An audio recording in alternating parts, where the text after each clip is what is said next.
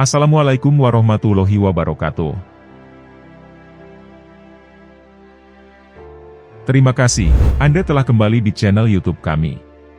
Saluran informasi yang mengkisahkan kisah-kisah Islami, serta kisah para ulama dan kekasih Allah. Kali ini, kami akan membahas tentang para wali songo, beserta karomahnya secara lengkap. Siapakah sebenarnya wali songo itu? Dan benarkah mereka semua memiliki kelebihan yang tidak dimiliki manusia biasa? Untuk mengetahui jawabannya, simak video kami kali ini hingga akhir.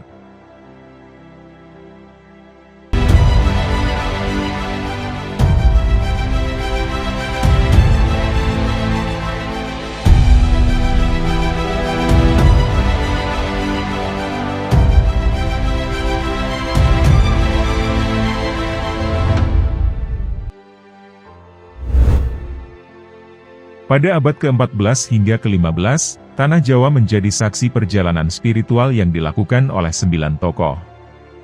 Yang kemudian mereka semua dikenal sebagai wali songo. Mereka adalah para ulama yang berperan penting dalam mengislamkan masyarakat di Nusantara ini. Wali songo berasal dari kata wali yang berarti sahabat, atau orang yang mencintai.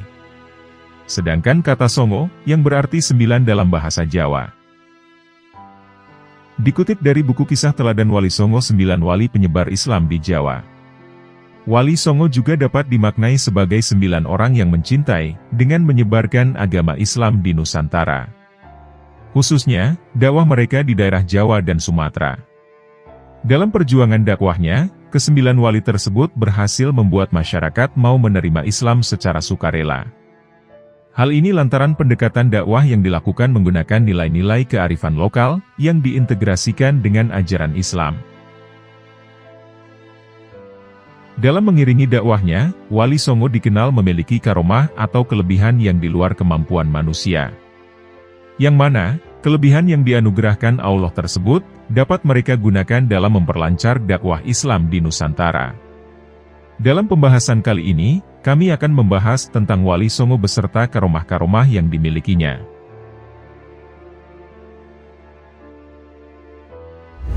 Sunan Gresik. Syekh Maulana Malik Ibrahim, atau yang juga dikenal sebagai Sunan Gresik. Dalam daftar para wali songo, beliau adalah tokoh paling senior. Maulana Malik Ibrahim datang ke Jawa melalui jalur perairan, untuk menyebarkan dakwah Islam sambil berdagang. Sunan Gresik juga dikenal dengan nama Maulana Makribi. Beliau merupakan keturunan bangsa Arab, yang menempuh perjalanan menuju Nusantara, untuk menyebarkan dakwah Islam. Berdasarkan prasasti makam, Syekh Maulana Malik Ibrahim berasal dari Kashan. Yang mana, daerah tersebut merupakan sebuah tempat di Persia atau Iran. Sementara buku History of Java menyebutkan berdasarkan sumber lokal. Maulana Malik Ibrahim merupakan seorang pandita termasyhur asal Arabia, yang memiliki garis keturunan Zainal Abidin, dan sepupu Raja Cermen di Leran, bersama para penganut Islam lainnya. Lalu buku Atlas Wali Songo karya Agus Sunyoto menjelaskan, bahwa pada tahun 1371 Masehi, Sunan Gresik bersama saudaranya berlabuh di Gerwarasi atau Gresik. Mereka langsung menghadap Raja Majapahit Brawijaya, untuk menyampaikan kebenaran agama Islam. Sang Raja menyambut baik kedatangan mereka. Bahkan, akhirnya mereka mengangkat Maulana Malik Ibrahim sebagai Syah Bandar di Gresik, dan diizinkan menyebarkan dakwah Islam kepada masyarakat Jawa. Maulana Malik Ibrahim disemayamkan di Kampung Gapura, di dalam kota Gresik. Beliau meninggal pada tahun 882 Hijriah, atau tahun 1419 Masehi. Sebagai seorang waliullah, beliau dikaruniai Allah Subhanahu wa Ta'ala karomah atau kelebihan. Berikut ini adalah kisah karomah kewalian yang beliau miliki.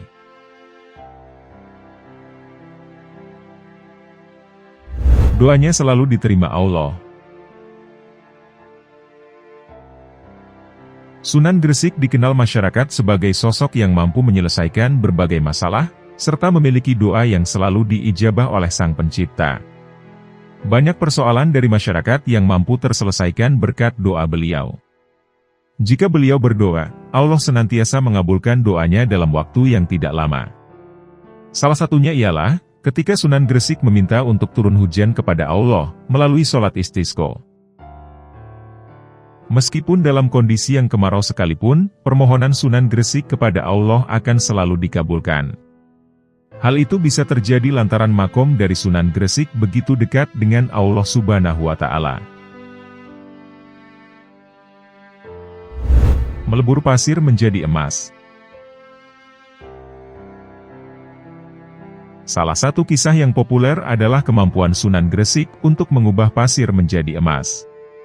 Dalam cerita ini, Sunan Gresik dikatakan mampu mengeluarkan emas dari genggaman tangannya, atau menyentuh pasir dengan tongkatnya, lalu pasir tersebut berubah menjadi emas.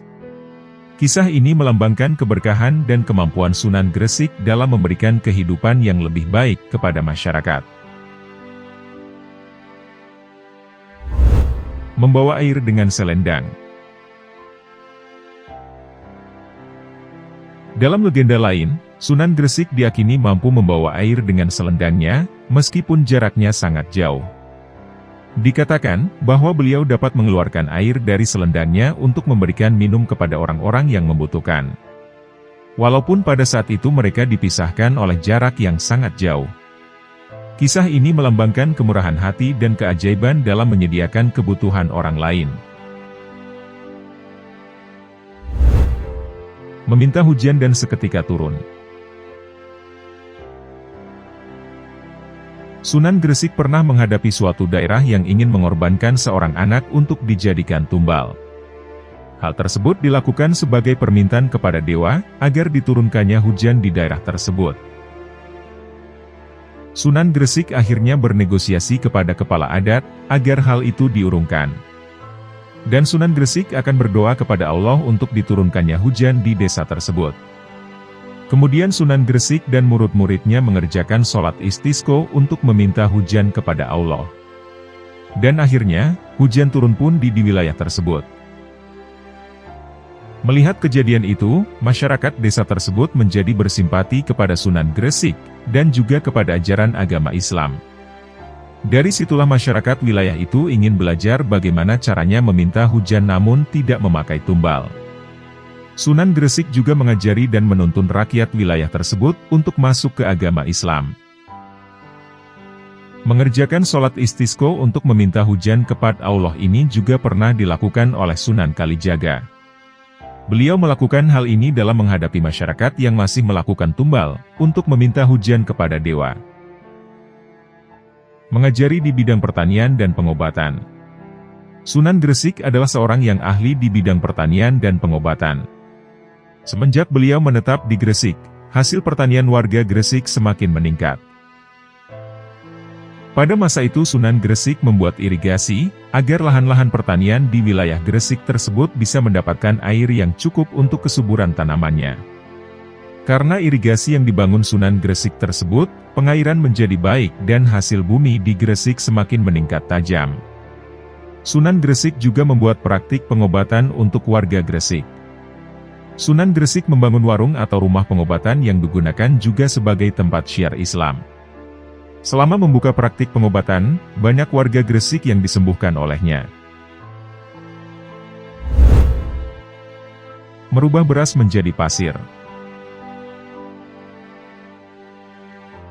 Salah satu karomahnya yang lain yaitu, beliau mampu mengubah beras menjadi pasir. Ketika itu, beliau dalam perjalanan dakwah ke sebuah dusun yang diberkahi tanah subur. Sunan Gresik bersama salah satu muridnya kemudian singgah di sebuah rumah. Rumah itu milik seorang saudagar yang sangat kaya raya. Menurut kabar, pemilik rumah itu orangnya amatlah kikir. Padahal, si empunya rumah adalah orang yang berada yang memiliki banyak beras. Halaman rumahnya pun sangat luas, di sana tersusun berkarung-karung beras hasil pertanian. Kabar tersebut membuat Sunan Gresik ingin menemui si pemilik rumah, dan menasehatinya agar meninggalkan sifat kikir tersebut. Saudagar kaya itu pun menerima dengan ramah kunjungan Sunan Gresik. Kemudian dihidangkanlah jamuan yang baik untuk Sunan Gresik. Namun, sesaat berselang, datanglah pengemis perempuan tua ke hadapan saudagar kaya itu. "Tuan, saya lapar sekali. Bolehkah saya meminta sedikit beras?" ujar perempuan tua itu sambil melirik ke karung beras yang berada di halaman rumah saudagar kaya itu. "Saya tidak punya beras, karung-karung itu bukanlah beras, tetapi pasir," ujar saudagar kaya yang kikir tersebut. Pengemis tua itu terduduk sedih, ia pun beranjak pergi dengan langkah kecewa. Kejadian itu disaksikan langsung oleh Sunan Gresik, dan ternyata semua yang digunjingkan orang tentang saudagar ini adalah benar. Akhirnya Sunan Gresik bergumam dalam hati dan berdoa kepada Allah. Pembicaraan yang sempat tertunda, kini dilanjutkan kembali. Obrolan keduanya tiba-tiba terhenti. Mereka mendengar suara teriakan sang pembantu saudagar. Sang pembantu kemudian menghadap pada tuannya seraya berkata, "Celaka Tuan. Celaka. Saya tadi melihat isi karung beras kita berubah menjadi pasir. Saya periksa karung yang lain, dan isinya pasir juga. Ternyata semua beras yang ada di sini telah berubah menjadi pasir." Sontak saja saudagar yang kikir itu segera beranjak dari tempat duduknya, dan menghampiri beras-beras yang bertumpukan itu. Setelah periksa, ternyata benar. Beras yang jumlahnya berkarung-karung itu telah berubah menjadi pasir. Mendengar kabar tersebut, seketika tubuh orang kaya itu pun lemas, dan jatuh ke lantai, lalu ia menangis histeris. "Bukankah engkau sendiri yang mengatakan bahwa beras yang kau miliki itu pasir? Lalu kenapa kau kini menangis?" tanya Sunan Gresik yang menyindir saudagar yang kikir itu. "Maafkan saya Sunan, saya mengaku salah. Saya berdosa." Saudagar itu meratap dan bersimpuh di kaki Sunan Gresik. Sunan Gresik pun tersenyum dan berkata, "Alamatkan maafmu itu kepada Allah Subhanahu wa Ta'ala dan pengemis tadi, bukan kepadaku." Penyesalan yang dalam langsung menyergap orang kaya itu. Dalam hatinya, ia mengutuk dirinya yang telah berbuat kezoliman. Kemudian ia menangis di hadapan Sunan Gresik. Dan ia berjanji akan mengubah semua perbuatannya. Saudagar kaya itu juga memohon agar berasnya bisa kembali seperti semula. Kekikirannya itu akan ia buang jauh-jauh, dan menggantikannya dengan kedermawanan. Melihat permohonan maaf saudagar yang tulus dengan rasa menyesal, Sunan Gresik pun kembali berdoa. Sunan Gresik berdoa agar beras yang telah menjadi pasir, semoga bisa kembali seperti sedia kala. Dan dengan izin Allah, seluruh karung beras yang berisi pasir itu, kemudian menjadi beras kembali. Setelah kejadian tersebut, saudagar yang kikir itu berubah menjadi dermawan. Ia tidak pernah lagi mengusir pengemis yang datang ke rumahnya. Bahkan ia mendirikan musola dan majelis pengajian, serta tempat ibadah lainnya. Demikianlah kisah karomah Sunan Gresik yang mampu mengubah beras menjadi pasir. Semoga kita dapat mengambil hikmah dari kisah ini.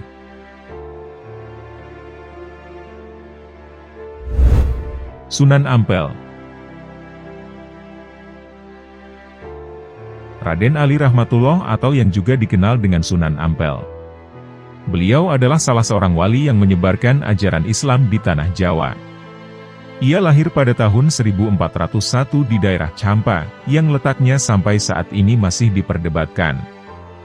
Beliau merupakan putra dari Maulana Ibrahim Asmorokondi, yang makamnya kini terletak di daerah Tuban. Beliau juga termasuk dalam kategori anggota Dewan Wali Songo tertua, yang memiliki peranan besar dalam pengembangan dakwah Islam di Jawa, dan tempat lain di Nusantara. Dalam perjalanan dakwahnya, Sunan Ampel mendirikan pesantren Ampel Denta, untuk mendidik para kader penggerak dakwah Islam. Adapun para murid beliau diantaranya adalah Sunan Giri, Raden Patah, Raden Kusen, Sunan Bonang, dan Sunan Derajat. Beliau juga membangun keluarga-keluarga muslim dalam suatu jaringan kekerabatan. Hal tersebut beliau lakukan, dengan cara mengikat juru dakwah Islam dengan putri-putri penguasa bawahan Majapahit dalam ikatan pernikahan. Sehingga, dakwah Islam dapat menyebar ke beberapa daerah dengan efektif. Sebagai seorang waliullah, beliau dikaruniai Allah Subhanahu wa Ta'ala karomah atau kelebihan. Berikut ini adalah kisah karomah kewalian yang beliau miliki. Sunan Ampel berjalan di atas air. Dalam perjalanan dakwahnya, suatu hari beliau pernah bertemu dengan pertapa di pinggir sungai. Pertapa tersebut sedang berusaha untuk menyeberangi sungai, tanpa menggunakan media apapun, alias hanya berjalan di permukaan air. Akan tetapi, ia selalu gagal dan jatuh ke air.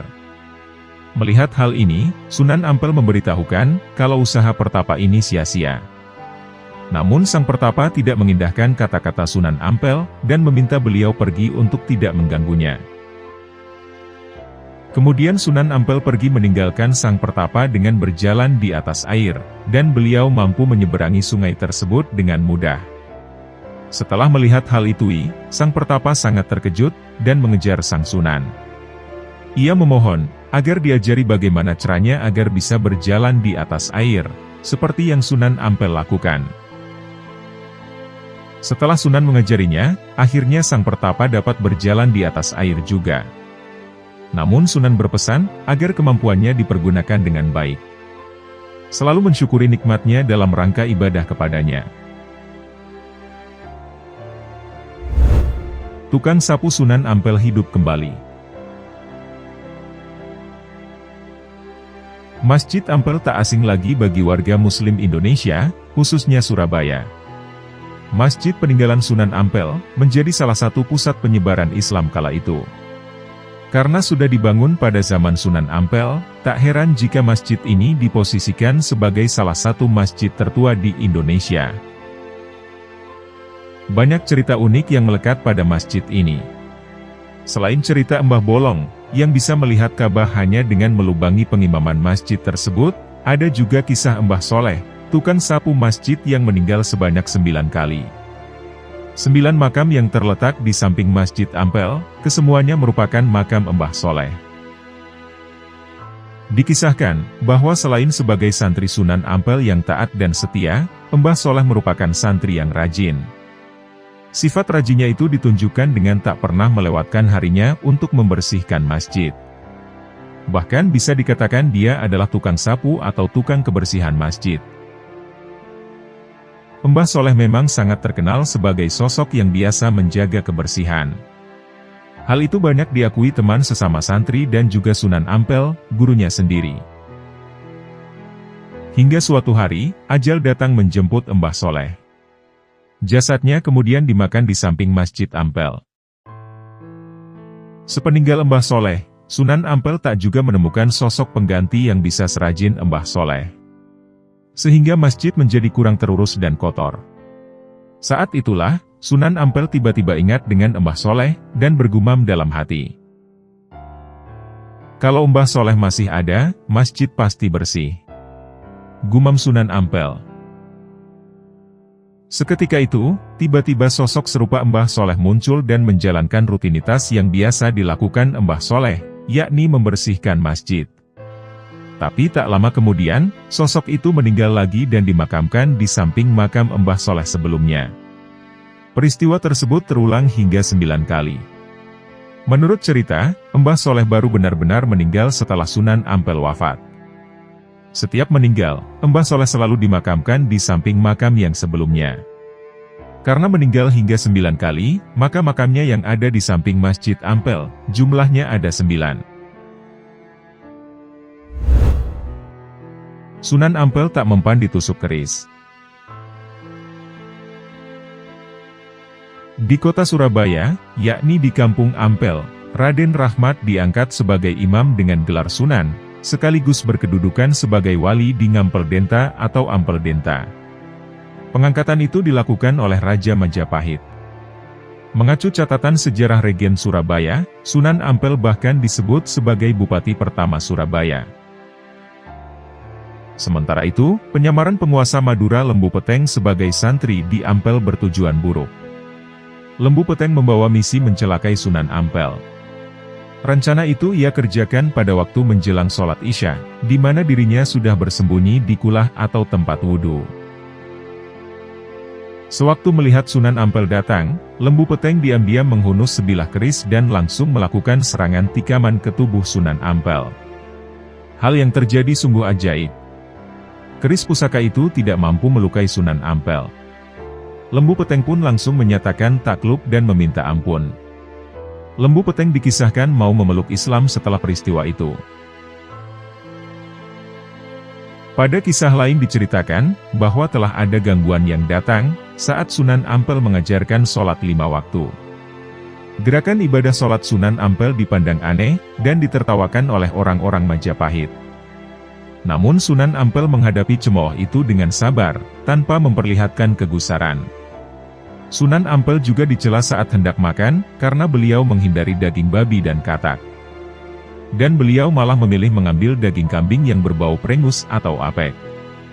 Sunan Ampel dikatakan kurang akal, karena beliau tidak memilih daging babi yang lebih gurih, dan daging katak yang rasanya lebih nikmat. Sunan Ampel menjawab cercaan orang-orang Majapahit itu dengan melempar senyuman. Dalam Babat Tanah Jawi dituturkan, Sunan Ampel yang merupakan ayah Sunan Bonang dan Sunan Derajat, beliau dikenal sebagai sosok yang tidak gampang marah, dan tetap bersikap sabar. Ananging putra campa datang duko maring bocah Majapahit, milo bocah maksih nom-noman. Demikian tertulis dalam Babat Tanah Jawi. Merubah batu menjadi ayam jago. Sebagai seorang wali Allah, Sunan Ampel dikenal memiliki karomah kewalian. Salah satunya diantaranya adalah merubah batu menjadi ayam jago. Hal ini dilakukan Sunan Ampel untuk berdakwah di salah satu desa yang suka berjudi, dan suka menyabung ayam. Dikisahkan, Sunan Ampel merubah batu menjadi ayam jago. Sebab, di desa itu kebiasaan masyarakatnya yang suka berjudi, dan melakukan sabung ayam. Untuk menyebarkan ajaran Islam di desa itu, Sunan Ampel berusaha mengikuti kebiasaan masyarakat setempat. Setelah mengubah batu menjadi ayam jago, kemudian Sunan Ampel menuju gelanggang sabung ayam. Beliau kemudian menantang ayam salah seorang warga. Namun karena sabung ayam merupakan judi, Sunan Ampel tidak mau bertaruh. Dengan mudah, ayam jago Sunan Ampel berhasil mengalahkan seluruh ayam di arena sabung ayam di desa itu. Masyarakat pun bertanya-tanya, bagaimana bisa ayam Sunan Ampel mampu mengalahkan ayam jago yang sebelumnya tidak terkalahkan. Lantas, Sunan Ampel pun menyampaikan, bahwa kelebihan ayam jagonya merupakan kuasa Allah Subhanahu wa Ta'ala kepada dirinya. Sunan Ampel pun mulai berdakwah, dengan cara menyampaikan, jika dirinya sering melaksanakan perintah Allah, dan menjauhi segala larangannya. Sehingga, ayam jago miliknya menjadi begitu kuat. Maka sejak saat itulah, masyarakat mulai mengenal Sunan Ampel, dan menerima ajaran yang diajarkannya. Sunan Ampel berdakwah dengan cara damai, dan jauh dari kekerasan. Namun, filosofi yang diajarkan dapat menyadarkan masyarakat untuk hidup dengan jalan yang benar. Sunan Giri. Sunan Giri merupakan putra dari Maulana Ishak dengan Dewi Sekardadu. Sang ibu merupakan putri Prabu Minak Sembuyu, sang penguasa wilayah Belambangan pada masa itu. Diketahui, Maulana Ishak kembali ke Pasai, dan meninggalkan Dewi Sekardadu. Hal itu beliau lakukan, setelah posisinya terancam karena menjalankan misi dakwahnya. Pada waktu itu, kelahiran Sunan Giri ini dianggap rakyat Belambangan sebagai pembawa kutukan dan kesialan. Mereka juga menganggap Sunan Giri sebagai pembawa wabah penyakit. Sehingga, Prabu Minak Sembuyu, kakek Sunan Giri sendiri, memerintahkan untuk membuatkan peti, dan menghanyutkan bayi tersebut ke laut. Siang dan malam, Dewi Sekardadu mencari bayi yang baru saja dilahirkannya dengan menyusuri pantai, hingga ia pun meninggal dalam pencariannya. Sementara, peti berisi bayi tersebut ditemukan seorang nelayan, dan membawanya ke Gresik. Kemudian nelayan tersebut menyerahkannya kepada Nyai Gede Pinati. Oleh Nyai Gede Pinati, bayi tersebut diangkat sebagai anak, dan diberi nama Joko Samudro. Sunan Giri diketahui lahir di Belambangan atau Banyuwangi, pada tahun 1442 Masehi. Dan beliau wafat pada tahun 1506, yang kemudian dimakamkan di Desa Giri, Kebomas, Gresik. Sebagai seorang waliullah, beliau dikaruniai Allah Subhanahu wa Ta'ala karomah atau kelebihan. Berikut ini adalah kisah karomah kewalian yang beliau miliki. Batu dan pasir menjadi emas.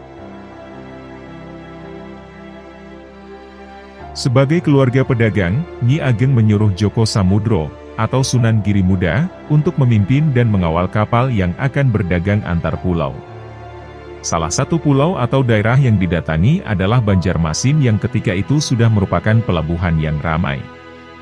Diceritakan, bahwa armada kapal dagang yang dipimpin oleh Raden Paku sebanyak 3 buah, dan dipimpin oleh juragan dari Kamboja yang bernama Abu Hurairah.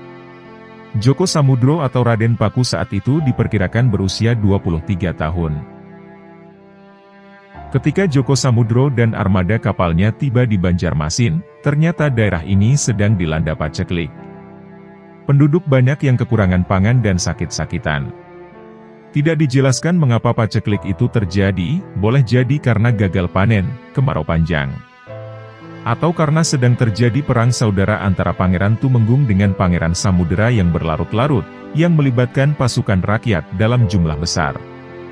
Sehingga, masyarakat tidak mampu membeli barang-barang jualannya. Melihat hal ini, Djoko Samudro bukannya menjual barang dagangan, melainkan malah membagikannya secara gratis kepada penduduk yang berhak mendapatkan. Sikap Djoko Samudro ini sangat menggembirakan penduduk Banjarmasin. Sehingga, mereka menjadi sangat bersimpati pada Djoko Samudro. Mungkin juga melalui cara itu, Djoko Samudro sudah mulai mendakwahi atau mengenalkan agama Islam kepada penduduk Banjarmasin. Sebaliknya, para awak kapal sangat khawatir terhadap keputusan Djoko Samudro, karena pasti akan dimarahi Nyi Ageng Pinatih saat pulang nanti. Awak kapal juga khawatir dengan kapal yang kembali dalam keadaan kosong. Karena, biasanya banyak barang dari Banjarmasin, terutama hasil bumi dan hasil hutan yang bisa dibawa pulang ke Jawa.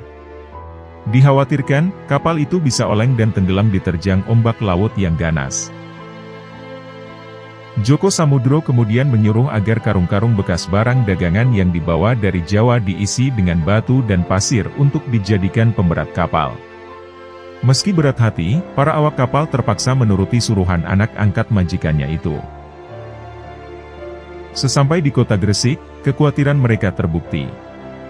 Nyi Ageng marah besar. Tidak saja kepada para awak kapal, tetapi juga ia marah kepada Djoko Samudro. Ia khawatir hal itu akan membuatnya bangkrut. Djoko Samudro berusaha menenangkan ibu angkatnya, seraya menasihati dengan tausiah agama. Djoko Samudro menasihati agar ibunya bersabar dan introspeksi, kalau selama ini terlalu pelit, lupa berzakat dan bersedekah, dan hanya berdagang mencari keuntungan saja. Ibunya kemudian sadar, dan bersedia untuk memperbaiki diri. Ia pun mengikhlaskan barang-barang yang terlanjur diberikan Djoko Samudro di Banjarmasin. Namun alangkah terkejutnya ketika ia kembali ke kapal. Dilihatnya, karung-karung yang semula berisi batu dan pasir itu, ternyata telah berubah menjadi bongkahan emas yang bernilai tinggi. Versi lain menyatakan, isinya adalah barang hasil bumi dan hutan yang biasanya dibawa dari Kalimantan, yang kualitas dan jumlahnya jauh melebihi barang-barang yang semula diberikan oleh Raden Paku kepada warga Banjar. Sejak itu, Nyi Ageng Pinatih semakin kaya, dan kekayaannya dipakai untuk membantu fakir miskin, serta untuk kepentingan menyukseskan dakwah Sunan Giri. Ia kemudian menjadi rajin bersyukur dan tidak ragu lagi, bahwa anak angkatnya adalah seorang ulama besar yang memiliki karomah. Djoko Samudro kemudian diminta mengurangi aktivitas dagangnya, dan lebih memfokuskan diri berdakwah. Ia kemudian tinggal di Sidomukti Giri, dan mendirikan pondok pesantren di sana. Selanjutnya ia mempunyai gelar Sunan Giri, dan bergabung dalam lingkaran ulama Wali Songo. Adu kesaktian dengan Begawan Minto Semeru. Kurang lebih 3 tahun lamanya, Sunan Giri telah mendirikan pondok pesantren yang terletak di Gunung Giri. Maka, termasyurlah nama pondok itu ke seluruh penjuru Pulau Jawa. Dan dalam pada itu, tersebutlah di Gunung Lawu, terdapat sebuah padepokan yang dipimpin oleh seorang begawan sakti bernama Minto Semeru. Konon kabarnya, Begawan Minto ini mempunyai kemampuan yang sangat sakti. Suatu ketika, Begawan Minto Semeru mendengar nama Sunan Giri, yang baru mendirikan padepokan di Gunung Giri. Mendengar hal ini, Begawan Minto merasa tersaingi. Karena itu, berangkatlah Begawan Minto ke padepokan Giri. Pada saat Begawan Minto tiba, Sunan Giri kebetulan sedang mengerjakan sholat. Dia hanya bertemu dengan salah satu muridnya, yang saat itu sedang menjaga pintu gerbang padepokan Giri. "Dapatkah aku bertemu dengan Sunan Giri?" tanya sang Begawan. "Siapakah tuan ini, dan dari mana asalnya?" tanya si penjaga gerbang. "Katakan, aku ingin bertemu dengan pemimpin padepokan ini," ujar Begawan Minto tidak serantan. "Kanjeng Sunan sedang sholat," sahut penjaga pintu. "Cepatlah katakan, ada tamu dari jauh ingin bertemu," ujar sang Begawan. Akhirnya, si penjaga pintu gerbang itu segera menemui Kanjeng Sunan di tempat sholat. Kebetulan Kanjeng Sunan sudah selesai sholat. "Ada apa muridku?" tanya Kanjeng Sunan. "Ada seorang tamu dari jauh ingin bertemu dengan Kanjeng Sunan," jawab muridnya dengan santun. "Suruh dia masuk menemuiku," ujar Kanjeng Sunan. Akhirnya murid Kanjeng Sunan tersebut menemui sang Begawan tersebut, seraya mengajaknya masuk ke dalam lingkungan pesantren. Sementara, Sunan Giri menyambut kedatangannya dengan ramah. Sedikit pun tak ada kecurigaan darinya, jika kedatangan sang Begawan untuk mengajak adu kesaktian. "Kisanak ini berasal dari mana?" tanya Kanjeng Sunan, seraya hendak berkenalan. "Namaku Begawan Minto Semeru. Saya datang dari Gunung Lawu. Saya mendengar berita, bahwa Tuan adalah guru besar padepokan Gunung Giri, seorang guru sakti berilmu tinggi. Terus terang saja, kedatanganku kemari ingin mencoba kesaktian Tuan Guru," ujar Begawan Minto dengan mantap. "Apakah Anda mau mencoba kesaktianku?" tanya Kanjeng Sunan. "Iya. Bila nanti aku yang kalah, saya bersedia mengabdi kepada Tuan Guru sebagai murid. Dan bila Tuan Guru yang kalah, maka akan kupenggal leher Tuan Guru, agar di tanah Jawa ini tidak ada seorang pun yang dianggap sakti, kecuali saya," kata Begawan Semeru dengan yakin. "Ketahuilah Kisanak, bahwa semua yang ada di alam semesta ini adalah kepunyaan Allah. Dialah yang Maha Kuasa, lagi Maha Sakti. Karena itu, jika Kisanak hendak mengalahkan saya dan memenggal leherku, maka jika Allah tidak menghendaki, sejuta orang seperti Kisanak pun tidak akan mampu melaksanakannya," ujar Kanjeng Sunan dengan sopan. "Jelasnya Tuan Guru telah menerima tantanganku," ujar Begawan Minto. "Silahkan, bila Tuan ingin mencoba ilmu ciptaan Tuhan kepadaku," sahut Kanjeng Sunan. Kedua orang itu kemudian keluar dari lingkungan pesantren, kemudian menuju lapangan luas dan saling berhadapan. "Sebelum memulai pertarungan, marilah kita main tebak dahulu.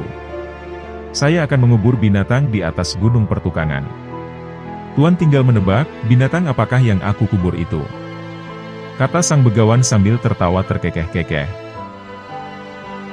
"Silakan," sahut Kanjeng Sunan. Dengan gerakan cepat, Begawan Minto Semeru melesat menuju gunung pertukangan. Di sana dia menciptakan 2 ekor angsa, jantan dan betina. Lalu kedua angsa itu kemudian dikubur hidup-hidup. Setelah selesai, dia kembali ke tempat semula Kanjeng Sunan berada. "Nah, binatang apakah yang telah saya kubur di gunung itu, wahai Tuan Guru?" tanya sang Begawan serasa mengejek. "Yang Tuan kubur itu adalah sepasang ular naga," jawab Kanjeng Sunan kalem. Serentak Begawan Minto tertawa terbahak-bahak mendengar jawaban Sunan. "Tebakan Anda salah, dan Tuan salah besar. Yang saya kubur adalah sepasang angsa," ucap sang Begawan, sambil merasa akan menang dengan mudah. "Apakah Tuan tidak salah lihat? Sebaiknya Tuan kembali dan bongkarlah apa yang Tuan kubur itu," kata Kanjeng Sunan meyakinkan. Justru Tuanlah yang harus melihatnya, agar Tuan menerima kekalahan Tuan. Sahut sang begawan. Kalau begitu marilah kita lihat bersama-sama, kata Kanjeng Sunan. Hanya beberapa kejap mata, kedua orang itu tiba di Gunung Pertukangan. Begawan Minto Semeru membongkar binatang ciptaannya yang dikubur itu. Tiba-tiba, keluarlah sepasang ular naga. Sang begawan terkejut, seraya bergumam. Kali ini aku kalah. Tapi awas untuk yang kedua kalinya. Setelahnya, berkali-kali sang begawan mengeluarkan ilmu kesaktiannya. Dan berkali-kali pula ia tidak dapat mengalahkan ilmu Kanjeng Sunan. Hingga akhirnya, sang begawan pun mengeluarkan ilmu andalannya. Sang begawan melepaskan ikat kepalanya, lalu dilemparkan ke udara dengan ilmu andalannya. Ikat kepala itu melesat ke udara, dengan kecepatan yang sulit dipandang mata. Namun Kanjeng Sunan tidak tinggal diam. Dilemparkan pula sorbannya, dan melesat ke udara, kemudian memburu ikat kepala sang begawan. Sorban Kanjeng Sunan dapat menyusul ikat kepala sang begawan, bahkan dapat menumpangi ikat kepala begawan Minto Semeru. Dengan lambaian tangan Kanjeng Sunan, kedua benda itu meluncur ke bawah, dan tepat jatuh di hadapan sang begawan. Sorban Kanjeng Sunan tetap berada di atas, sementara ikat kepala sang begawan berada di bawah. Hal tersebut menandakan bahwa sang begawan tetap kalah. Sang begawan semakin penasaran, dan dicobanya adu kesaktian sekali lagi. Sang begawan menciptakan beberapa butir telur. Dan telur-telur itu disusunnya dari bawah ke atas. Anehnya, telur-telur itu tidak jatuh. Melihat permainan itu, Kanjeng Sunan tidak mau kalah. Telur-telur itu diambilnya satu persatu dari bawah. Dan lebih aneh lagi, telur-telur itu tidak jatuh ke bawah, hingga telur itu dapat diambil semuanya. Dengan diliputi rasa malu di hadapan para penonton, akhirnya sang begawan Minto mengajak duel Kanjeng Sunan dengan jurus-jurus pamungkas. Setelah keduanya siap, mulailah sang begawan menyerang Kanjeng Sunan dengan jurus-jurus andalannya. Secepat kilat pukulan sang begawan menghantam Kanjeng Sunan, secepat kilat pula Kanjeng Sunan mengembalikan pukulan itu kepada sang begawan, dengan dorongan telapak tangannya. Tak ayal lagi, pukulan itu mengenai sang begawan sendiri. Sesuai dengan janjinya sebelumnya, akhirnya sang begawan mengaku kalah, dan berlutut di hadapan Kanjeng Sunan, seraya meminta maaf atas kesombongannya. Kali ini kuserahkan jiwa ragaku kepada Kanjeng Sunan. Dan aku bersedia menjadi murid Kanjeng Sunan, kata begawan Minto Semeru. Soal itu mudah. Yang terpenting, Tuan kenali dulu ajaran agama Islam, kata Kanjeng Sunan. Semula aku berjanji, jika aku yang kalah, aku bersedia menjadi murid Kanjeng. Dan itu berarti, saya harus belajar ilmu-ilmu yang Kanjeng miliki, sahut begawan Minto Semeru. Setelah adu kesaktian dan dimenangkan oleh Kanjeng Sunan Giri, akhirnya begawan Minto Semeru tunduk, dan kemudian menjadi murid Kanjeng Sunan Giri. Kendil Barokah. Telaga Pegat di Gresik yang merupakan peninggalan Sunan Giri dibangun pada 1473 Masehi. Ribuan santri dan rakyat di Giri Kedaton dikerahkan bergotong royong membangun danau tersebut. Ada cerita menarik dalam pembangunan Telaga Pegat. Dalam pembangunan inilah, Sunan Giri telah menunjukkan karomahnya. Saat memasuki waktu makan siang, Sunan Giri menyuruh Syekh Hodja untuk menanak nasi. Sambil memberikan periuk kecil, Sunan Giri berkata ke Syekh Hodja, apabila nasi sudah matang, agar periuk nasi itu tidak diberikan dulu ke para santri. Akan tetapi, periuk nasi itu harus diberikan ke Sunan Giri terlebih dahulu. Dengan karomahnya, nasi yang ada di dalam periuk seakan tidak ada habisnya. Padahal, nasi yang sedikit itu telah dimakan oleh ribuan santri yang bekerja membangun Telaga Pegat. Secara logis, nasi di dalam periuk itu hanya cukup untuk dimakan puluhan pekerja saja. Sebelumnya, setelah memasak, periuk nasi diserahkan ke Sunan Giri. Beliau mengaduk nasi sambil berdoa. Dan nasi tersebut tidak habis, sampai semua pekerja makan, ujar staf Yayasan Makam Sunan Giri yang bernama Basri Darda. Namun, tempat untuk menanak nasi itu sudah tidak ada saat ini. Tidak ada seorang pun yang bisa menemukan periuk yang digunakan Sunan Giri menanak nasi. Tetapi cerita itu banyak diyakini kebenarannya oleh warga. Kemungkinan, periuk itu sudah musnah. Karena, sampai saat ini tidak ditemukan. Wallahu alam. Imbuh Basri. Air Telaga Pegat sendiri hingga saat ini masih terjaga. Airnya begitu melimpah dan belum pernah kering. Sehingga, masih bisa dimanfaatkan warga sekitar sampai saat ini. Batu berubah menjadi gajah, dan sebaliknya. Pada waktu itu, Sunan Giri menggendong cucu beliau yang sedang menangis. Maka, beliau berusaha untuk mendiamkan cucu tersebut, dengan cara menunjuk sebuah batu di sebelah barat masjid. Kemudian beliau mengatakan kepada cucunya, bahwa batu besar itu adalah seekor gajah, yang sedang berjalan menuju Sunan Giri. Maka cucu beliau diamlah dari tangisannya. Ternyata benar, batu tersebut setelahnya benar-benar menjadi seekor gajah yang bisa berjalan. Dan setelah cucunya itu diam, Sunan Giri menyuruh gajah itu berhenti, dan kembali sebagaimana bentuknya semula. Maka, jadilah gajah tersebut menjadi bentuk batu semula, yang kemudian disebut Gajah Batu.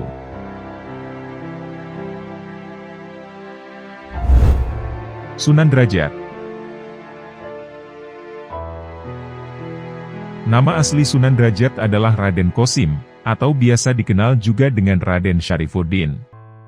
Sunan Derajat diperkirakan lahir pada tahun 1470 Masehi. Beliau adalah putra dari Sunan Ampel, yang terkenal karena kecerdasannya. Beliau juga merupakan saudara dari Wali Songo lainnya, yakni Sunan Bonang. Sunan Derajat menghabiskan masa mudanya untuk belajar agama Islam dengan ayahnya, Sunan Ampel, di pesantren Ampel Denta. Setelah menguasai ajaran Islam, beliau menyebarkan agama Islam di Desa Derajat, sebagai tanah perdikan di Kecamatan Paciran Lamongan. Di sana, beliau mendirikan pesantren Dalam Duur. Tempat ini diberikan oleh Kerajaan Demak. Beliau kemudian diberi gelar Sunan Mayang Madu oleh Raden Patah.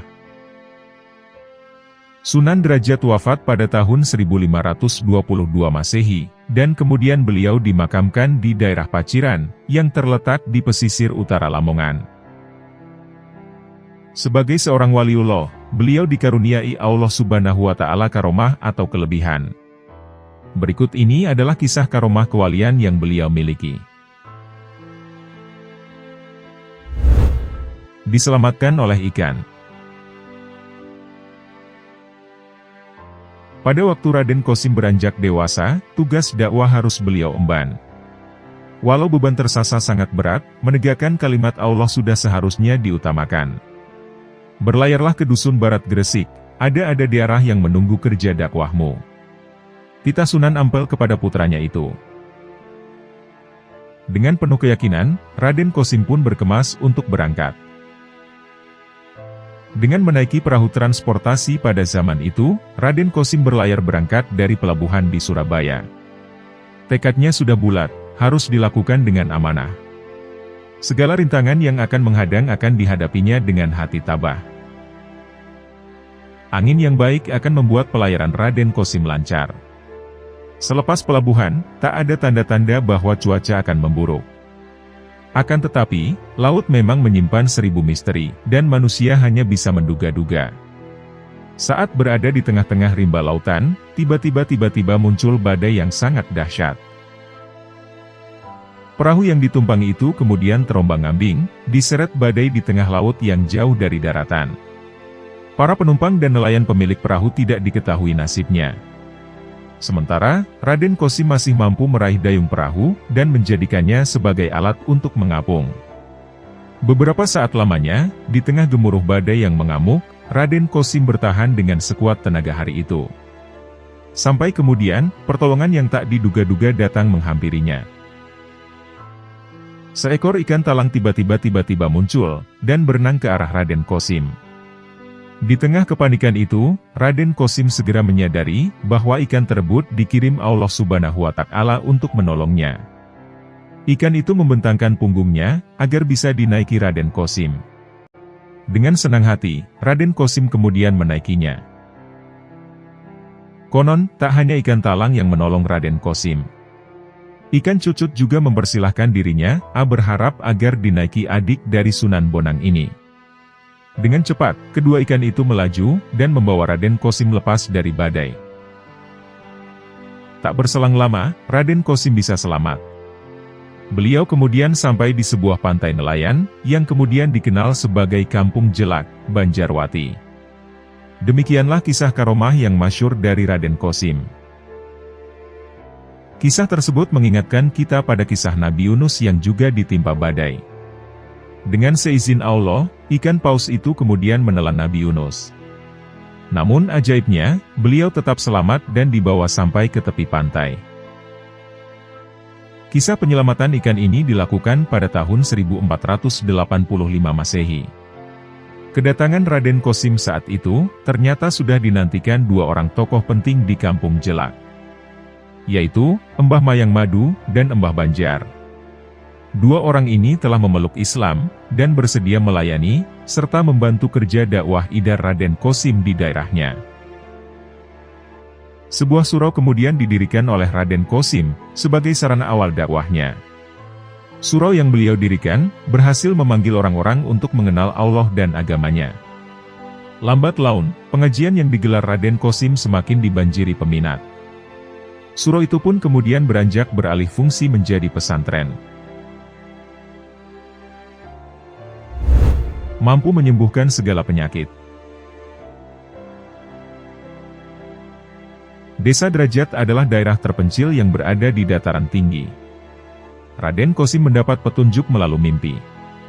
Dalam mimpinya, Sunan Derajat bertemu dengan Sunan Giri, yang mengabarkan dirinya membuka sebuah komunitas Islam baru di sisi selatan perbukitan Desa Derajat. Daerah yang ditunjuk Sunan Giri ternyata adalah wilayah hutan angker. Tidak ada orang yang berani menginjakkan kaki di sana.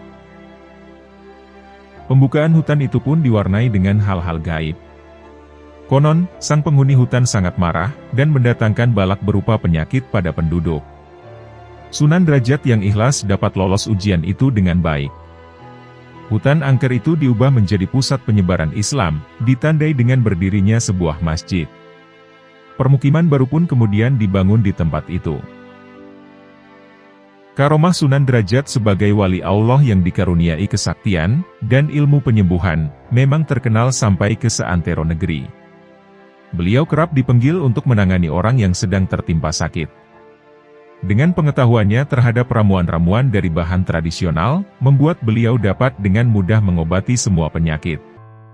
Tak lupa, beliau selalu berpesan kepada pasien, agar selalu berdoa dan tidak meninggalkan sholat 5 waktu. Mengambil buah dengan menepuk pohonnya. Terdapatlah seorang sakti di tanah Jawa yang bernama Raden Nur Rahmat. Sunan Derajat kemudian penasaran dengan kesaktian Raden Nur Rahmat, yang sudah populer di kalangan masyarakat saat itu. Beliau berniat hendak menguji kesaktian ilmunya. Kemudian, pergilah beliau ke kampung Patunon dengan para pengawalnya.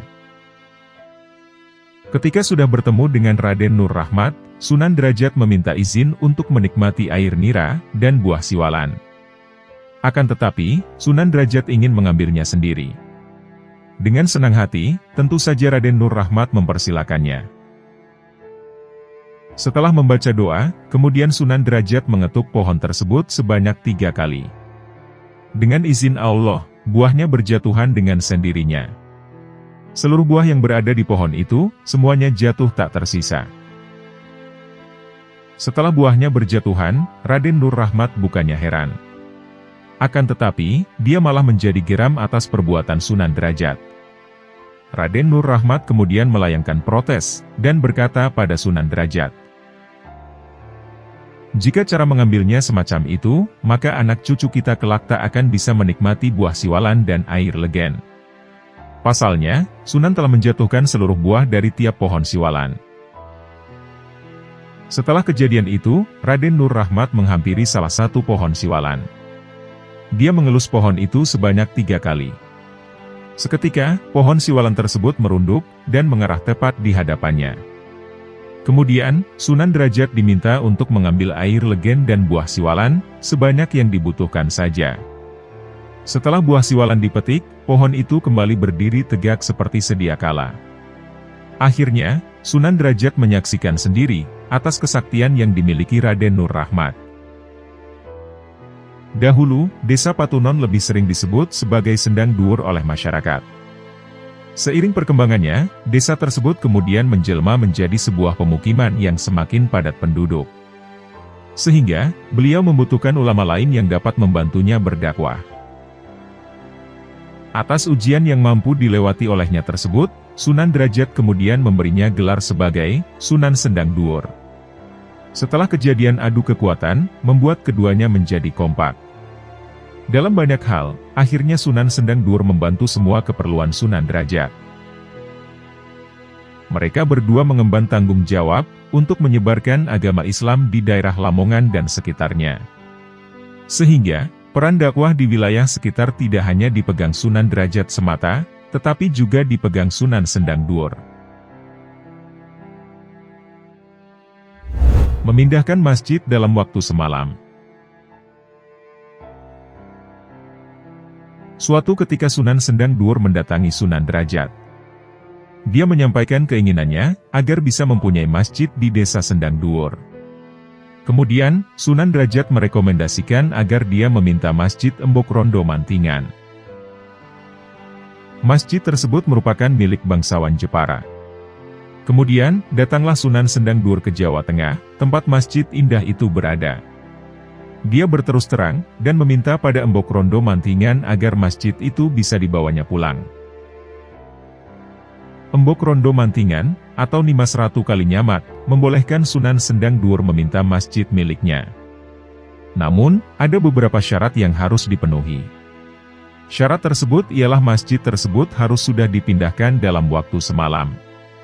Selain itu, ketika memindah masjid, tidak boleh ada secuil pun serpihan bangunan yang tercecer di jalan. Dengan bantuan Allah, masjid itu sudah berpindah ke Sendang Dhuwur. Lantas Sunan Sendang Dhuwur senang bukan kepalang. Dalam waktu tak sampai semalam, masjid tersebut sudah tertancap kuat di tanah desa Sendang Dhuwur. Keesokan harinya, masyarakat menjadi kaget.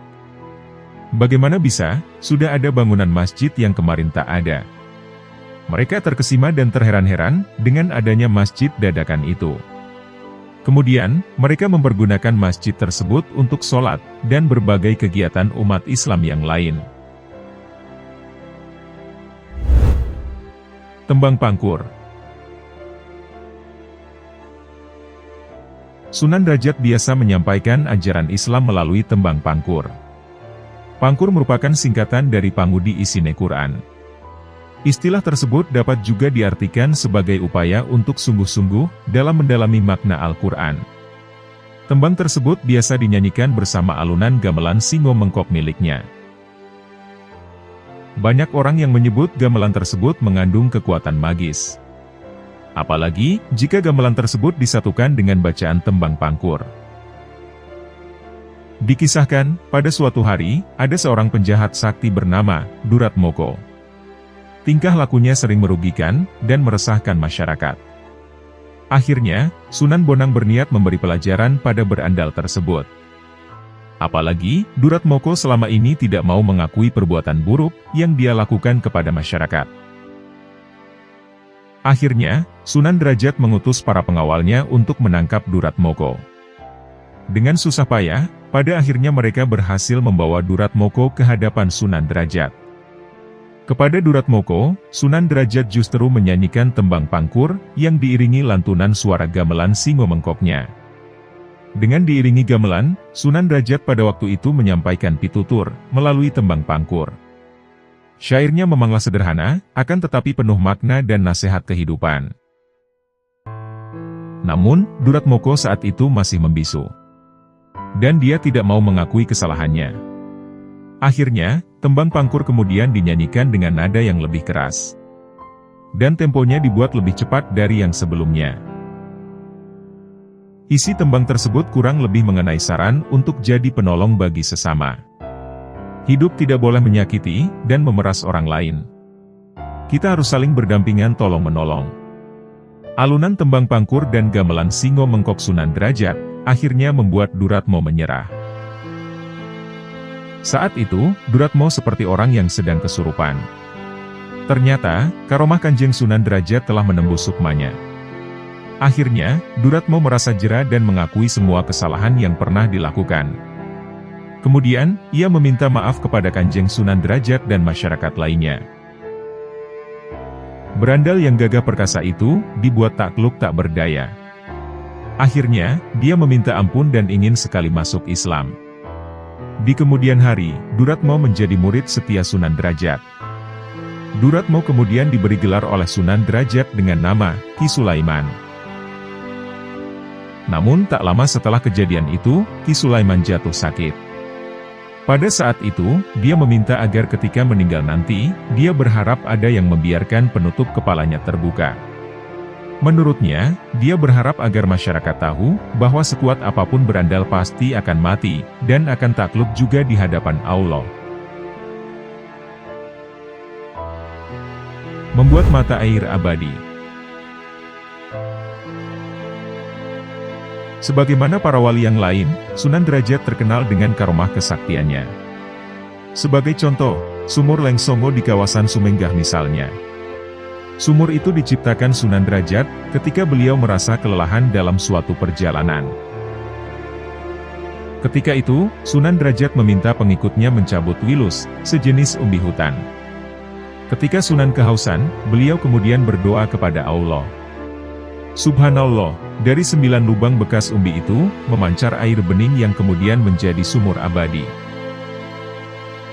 Demikianlah kumpulan kisah karomah dari Raden Kosim, atau yang biasa dikenal sebagai Sunan Derajat. Semoga kita dapat mengambil hikmah dari kisah beliau.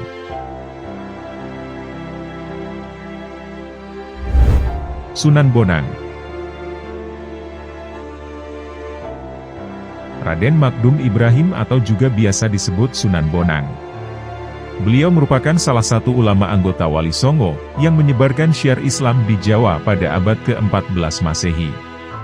Sunan Bonang juga dikenal sebagai seniman, yang berdakwah dengan menggunakan sejumlah perangkat seni. Salah satunya lewat gamelan, dan juga karya sastra. Konon, Raden Magdum Ibrahim adalah penemu salah satu jenis gamelan yang kerap disebut bonang. Dari situlah, awal julukan Sunan Bonang disematkan kepada Raden Magdum Ibrahim. Salah satu kisah beliau yang terkenal adalah ketika perjumpaannya dengan Sunan Kalijaga, yang pada waktu itu masih menjadi berandal Lokajaya. Yang mana, beliaulah yang menyuruh Sunan Kalijaga untuk menunggunya di dekat sungai. Dan dari peristiwa tersebutlah, awal munculnya julukan Sunan Kalijaga, sang murid dari Sunan Bonang. Sunan Bonang merupakan putra keempat Raden Rahmat atau Sunan Ampel, dari perkawinan dengan Nyai Ageng Manila, putri Bupati Tuban yang bernama Arya Teja. Raden Magdum Ibrahim atau Sunan Bonang lahir pada 1465 Masehi, dan wafat pada 1525 Masehi. Makam Sunan Bonang terletak di Kompleks Pemakaman Kutorejo Tuban, atau berada di barat alun-alun, dekat Masjid Agung Kota Tuban. Sebagai seorang waliullah, beliau dikaruniai Allah Subhanahu wa Ta'ala karomah atau kelebihan. Berikut ini adalah kisah karomah kewalian yang beliau miliki. Mengubah buah kolang-kaling menjadi emas. Buah aren atau disebut juga dengan kolang-kaling, disebut-sebut sebagai buah yang mendapatkan karomah dari Sunan Bonang. Kepercayaan ini muncul dari kisah Sunan Bonang, yang ketika itu dihadang oleh kawanan perampok, yang dipimpin oleh Lokajaya. Berandal Lokajaya adalah perampok yang menguasai hutan Jatisari saat itu. Berandal Lokajaya adalah Raden Masahid yang waktu itu belum menjadi seorang wali. Ia masih menjadi perampok yang kejam, untuk meremapok para pedagang kaya yang melewati hutan Jatisari. Ketika Sunan Bonang melewati hutan Jatisari, beliau dicegat oleh Lokajaya. Melihat tongkat Sunan Bonang yang berlapis emas, Lokajaya berkeinginan untuk mengambilnya secara paksa. Namun ketika Lokajaya mendekat untuk merebut tongkatnya, Sunan Bonang menunjukkan tongkatnya ke arah buah aren sambil berkata, "Lihatlah, di sana ada lebih banyak emas." Dan benar-benar nyata, buah aren atau kolangkal yang ditunjuk beliau, tiba-tiba berubah menjadi emas. Ketika hendak diambil, tiba-tiba emas itu berubah kembali menjadi buah kolangkaling. Melihat hal itu, Lokajaya menjadi sadar, dan ingin berguru kepada Sunan Bonang. Dan akhirnya, beranda Lokajaya atau Raden Mas Sahid diterima sebagai muridnya. Ketika itu, selagi Sunan Bonang pergi sementara, beliau menyuruh Raden Sahid menjaga tongkatnya yang ditancapkan di pinggir kali. Dan hal itu juga sebagai syarat, jika Raden Sahid bersedia menjadi murid beliau. Akan tetapi, pada waktu itu Sunan Bonang lupa dengan perintahnya kepada Raden Mas Sahid. Hingga 3 tahun berselang, Sunan Bonang baru ingat. Dan akhirnya, beliau menghampiri Raden Mas Sahid yang bertapa menunggu tongkat Sunan Bonang di pinggir kali. Karena itulah, maka setelah belajar dengan beliau, dan diangkat menjadi seorang wali. Maka, Raden Mas Sahid kemudian dikenal dengan nama Sunan Kalijaga, yang berarti penjaga kali atau penjaga sungai. Sunan Bonang didatangi Brahmana dari India. Ketenaran Sunan Bonang bukan hanya terkenal di Nusantara, namun juga terkenal hingga luar negeri. Bahkan, nama Sunan Bonang terkenal hingga negeri India. Sebab itulah, ada seorang Brahmana dari India yang ingin bertemu dengan beliau, untuk beradu kesaktian dan wawasan. Brahmana dari India ini kemudian berlayar ke Jawa, untuk menemui Sunan Bonang. Namun dalam pelayarannya ini, kapal yang ditumpanginya karam dan tenggelam, beserta buku-buku atau kitab-kitab yang dibawanya. Sang Brahmana pun selamat, dan terdampar di pantai Tuban dalam keadaan pingsan. Ketika siuman, dari kejauhan terlihat ada orang berjubah putih dan bertongkat mendekatinya. Sang Brahmana kemudian memperhatikan orang tersebut dan bertanya, "Di manakah saat ini saya berada?" Sebelum memberi jawaban, orang berjubah putih itu kemudian menancapkan tongkatnya di depan Sang Brahmana. Kemudian ia bertanya tentang maksud dari perjalanan Brahmana, hingga ia karam di lautan. Sang Brahmana bercerita, kalau niatnya adalah menemui Sunan Bonang, untuk mengadu ilmu pengetahuan dan kesaktian. Namun karena kapal yang ditumpanginya karam, buku-buku dan kitab-kitab yang ia bawa ikut tenggelam. Mendengar cerita Brahmana, orang berjubah putih tersebut mencabut tongkatnya. Seketika itu Sang Brahmana terkejut, karena dari lubang bekas tongkat itu keluar air dan memancar dengan derasnya. Selain itu juga muncul buku-buku dan kitab-kitab Sang Brahmana, yang telah tenggelam dan hilang di laut. Orang berjubah putih itu berkata, "Bukankah ini adalah buku-buku dan kitab-kitab yang engkau maksudkan?" Dengan peristiwa ini, Sang Brahmana tidak ragu lagi, bahwa yang dihadapannya adalah Sunan Bonang. Kemudian Sang Brahmana berjongkok serta bersujud di hadapan Sunan Bonang. Ia pun memohon maaf kepada Sunan Bonang, serta meminta agar dijadikan sebagai muridnya. Dan air yang memancar keluar dari lubang itu, sampai sekarang masih mengalirkan air tawar. Oleh masyarakat Tuban, sumur itu disebut sebagai Sumur Serumbung, yang letaknya berada di sekitar Pantai Bum. Mengubah aliran Sungai Berantas.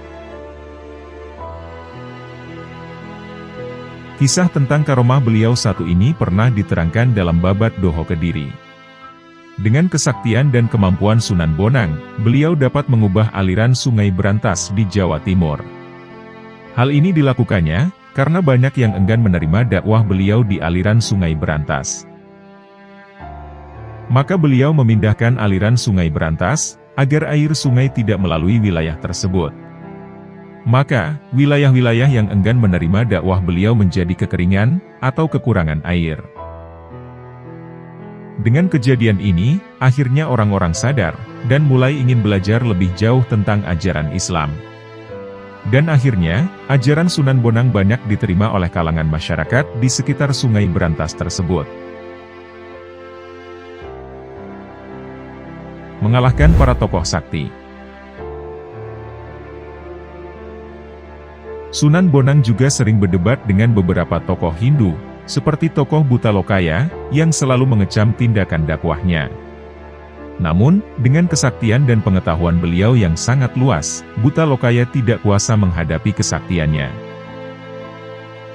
Beliau juga berhadapan dengan tokoh Nyai Pluncing yang sakti mandraguna, sebagai penerus ajaran sesat calon arang dari Bali.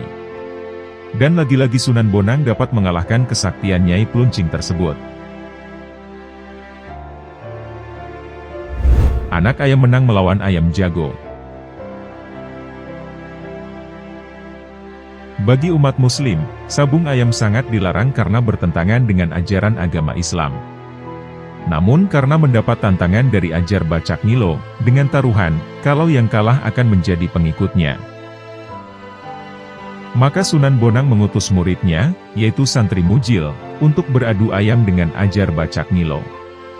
Namun, yang dipilih oleh beliau saat itu bukanlah ayam jago besar, yang biasanya dijadikan untuk sabung ayam. Ayam yang dipilihnya adalah anak ayam masih kecil, yang dalam bahasa Jawa disebut kutuk. Dikisahkan, jika kutuk ini setiap kali terjatuh, maka tubuhnya akan bertambah besar, setiap ditiup oleh Santri Mujil. Sampai akhirnya, anak ayam milik Santri Mujil ini bisa mengalahkan ayam jago milik Balacak Nilo. Itulah beberapa karomah Sunan Bonang yang sangat luar biasa, dan hanya seorang wali Allah lah yang dapat memilikinya. Membuat tasbih menjadi pohon. Menurut buku Islam Pesisir, Sunan Bonang mendirikan pesantren dan masjid di Tuban, Jawa Timur. Dikisahkan, pada saat itu Sunan Bonang sedang beribadah, berzikir dengan khusyuk di beranda masjid. Tiba-tiba tasbih yang digunakan untuk berzikir yang ada di tangannya putus. Dan tentu saja, biji tasbih tersebut berserakan di tanah. Kanjeng Sunan Bonang kemudian mencari biji tasbih tersebut satu persatu. Melihat hal itu, para santrinya segera membantu mencari, dan kemudian mengumpulkan biji-biji tasbih tersebut. Setelah terkumpul, biji tasbih tersebut diuntai kembali. Namun, ternyata biji tasbih yang awalnya berjumlah 100 biji, saat itu tinggal 99 biji saja. Yang artinya, ada satu biji yang hilang. Setelah lama dicari, ternyata belum juga ditemukan. Beberapa waktu setelah kejadian tersebut, Joko Samudro atau Sunan Giri mendengar kabar tersebut. Ketika datang ke Tuban, beliau membantu mencari biji tasbih yang hilang tersebut, hingga akhirnya ditemukan. Biji tasbih tersebut kemudian diserahkannya kepada Sunan Bonang, namun Sunan Bonang berkata, "Biarlah yang satu itu ditanam saja. Insya Allah bisa untuk menghidupkan anak cucu kelak di sini." Ucapan dari Sunan Bonang ini ternyata menjadi doa yang mustajab. Setelah biji tasbih tersebut ditanam di halaman masjid, esoknya tumbuh pohon pisang yang aneh. Pisang tersebut bernama pisang klutuk, yang hanya menghasilkan buah pisang dengan biji besar. Anehnya, pohon pisang ini hanya bisa dibudidayakan di halaman masjid. Selain itu, pohon pisang ini tumbuh dengan cara menanam bijinya. Sedangkan, pisang pada umumnya ditanam dengan cara menanam tunasnya. Pada akhirnya, biji pisang ini menjadi kerajinan masyarakat Tuban, Jawa Timur. Sepanjang hidupnya, Sunan Bonang selalu mengajak orang berbuat baik. Beliau juga berusaha mengajak untuk mendekatkan diri kepada Allah Subhanahu wa Ta'ala, termasuk kebiasaannya berzikir dengan menggunakan tasbih.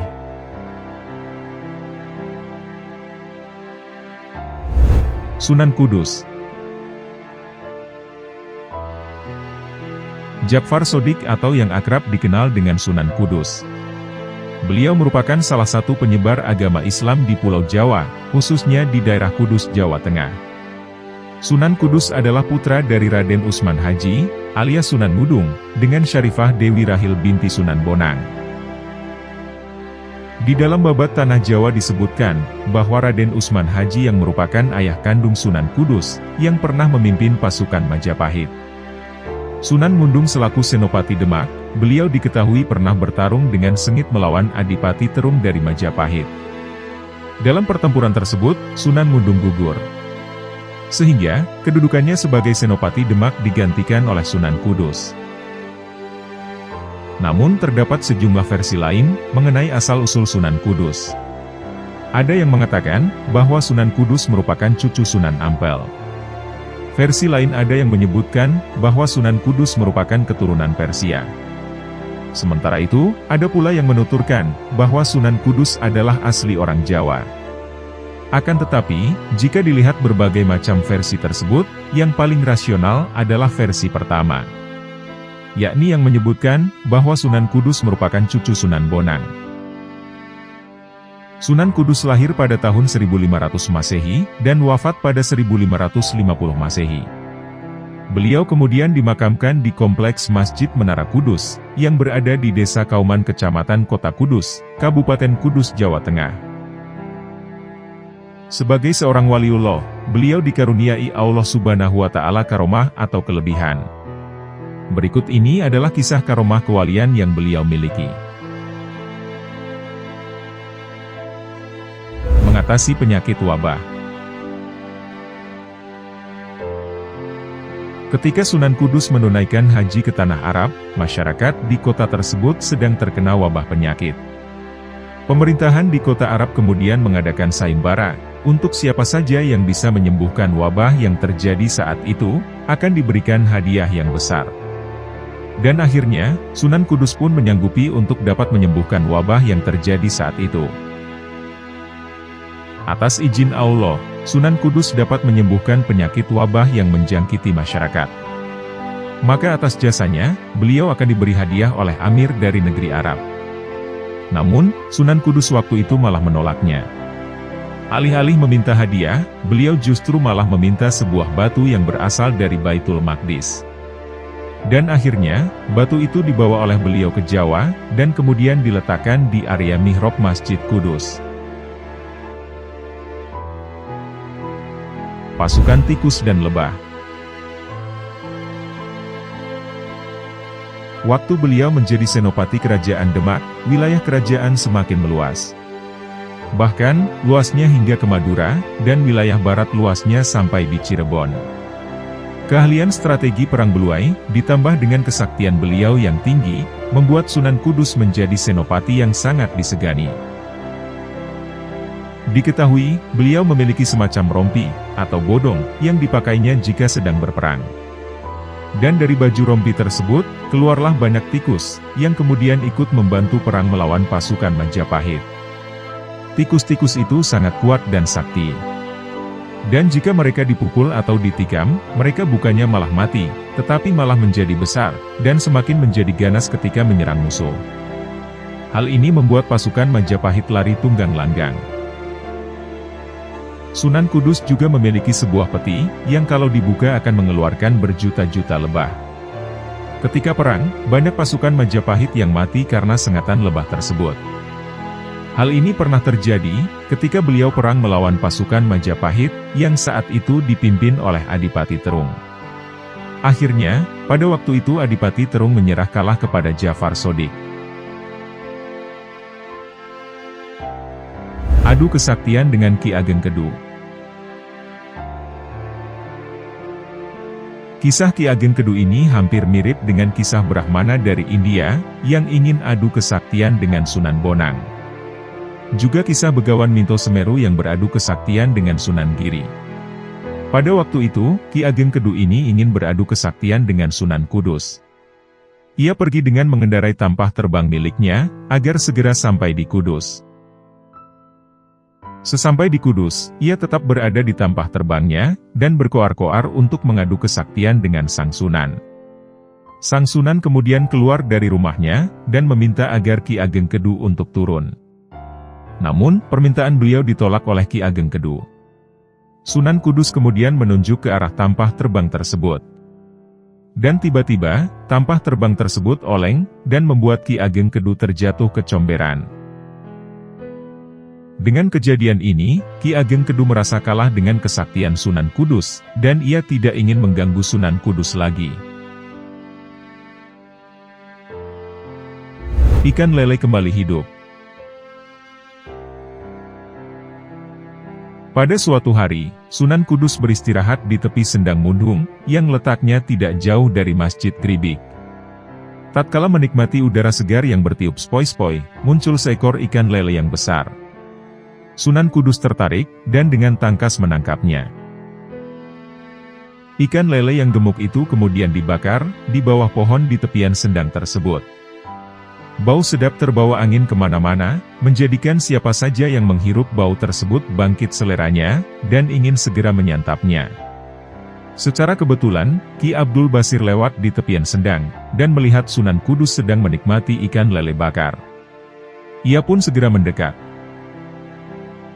Pada saat itulah, Sunan Kudus mengumpulkan sisa tulang-tulang ikan lele yang dimakan, dan disusun mulai dari kepala sampai sirip ekornya. Ki Abdul Basir pun terkejut, ketika tulang-tulang ikan lele tadi dibuang ke air sendang. Ki Abdul Basir memberanikan diri menegur Sunan Kudus. Dia mengatakan, bahwa Sendang Mundung bisa menjadi kotor, jika diperlakukan seperti itu. Padahal, airnya digunakan untuk mandi dan berwudu. Sambil tersenyum, Sunan Kudus pun mengatakan, bahwa Ki Abdul Basir tidak perlu khawatir kalau sendang itu kotor, karena lele itu masih hidup. Ki Abdul Basir tercengang karena ternyata perkataan Sunan Kudus tersebut benar-benar terjadi. Ternyata kepala dan tulang ikan lele tersebut terlihat menyatu kembali, dan ia bisa berenang-renang lagi seperti lele yang masih utuh. Karena lama terpukau melihat keajaiban tersebut, dia tidak mengetahui, jika Sunan Kudus sudah lama meninggalkan Sendang Mundung. Sunan Kalijaga. Salah satu anggota Wali Songo yang berjasa menyebarkan ajaran Islam di Nusantara adalah Sunan Kalijaga. Sunan Kalijaga lahir pada tahun 1450 Masehi. Ayahnya adalah Adipati Tuban yang bernama Tumenggung Wilotikto, dan sang ibu bernama Dewi Nawangrum. Karena darah bangsawan miliknya, Sunan Kalijaga kecil diberi gelar sebagai Raden Mas Syahid. Sunan Kalijaga diketahui lahir ketika masa kejayaan Kerajaan Majapahit sedang berada di ujung tanduk.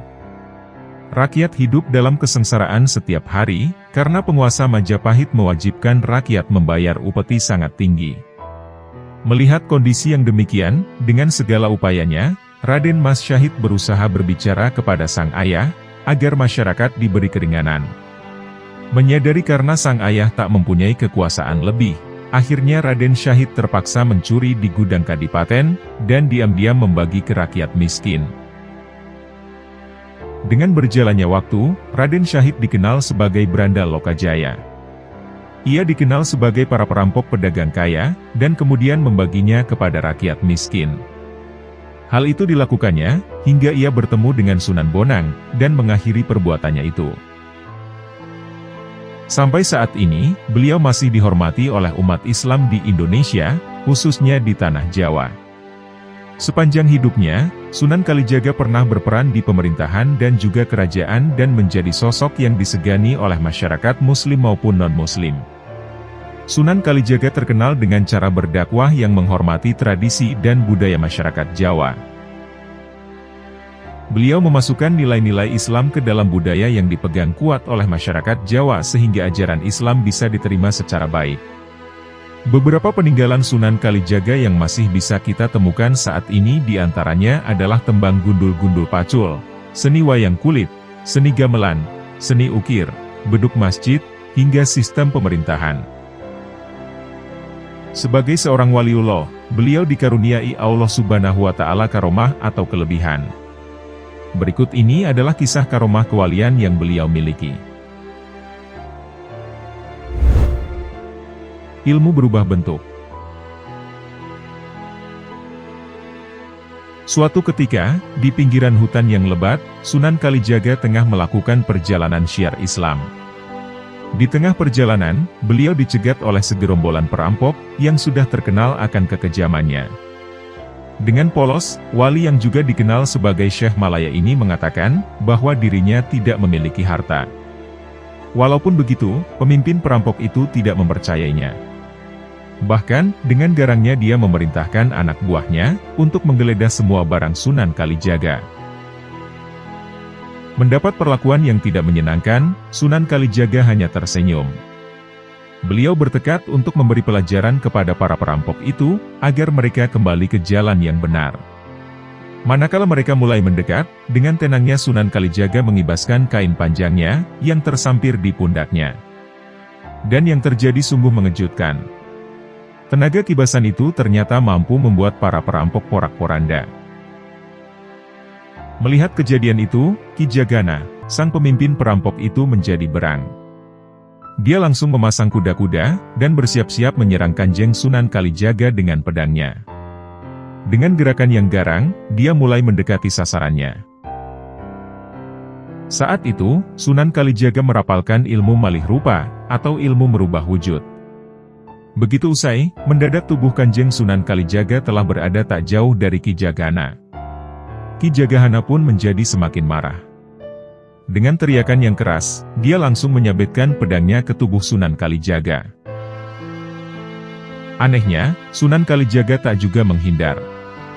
Beliau membiarkan pedang yang demikian tajam itu menghantam tubuhnya.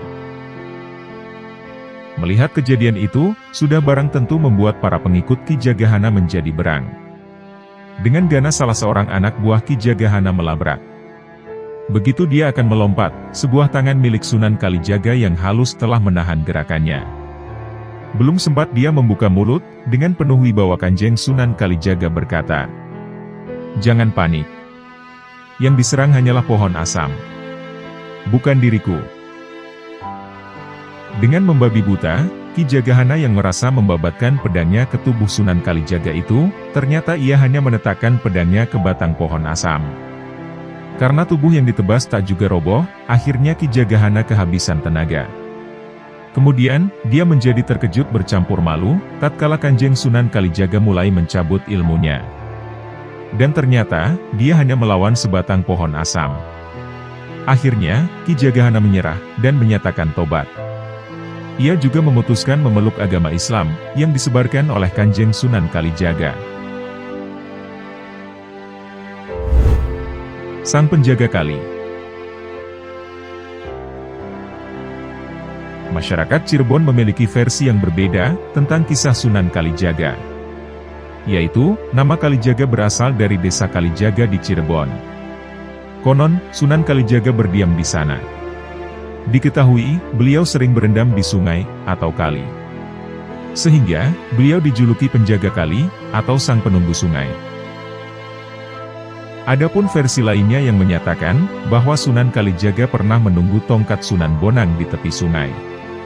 Apapun versinya, yang jelas Sunan Kalijaga selalu memiliki hubungan yang sangat erat dengan sungai.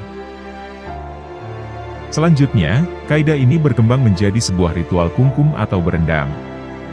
Ritual ini merupakan teknik ritual pernapasan tenaga dalam dan kebatinan, yang akan memudahkan seseorang untuk membangun kerohanian seseorang. Menyambung tubuh serangga yang putus. Para wali Allah dikenal memiliki karomah di setiap zamannya. Salah satunya penyebar Islam di tanah Jawa, yakni Sunan Kalijaga. Kisah itu berawal, saat para wali Songo sibuk bahu-membahu membuat saka guru.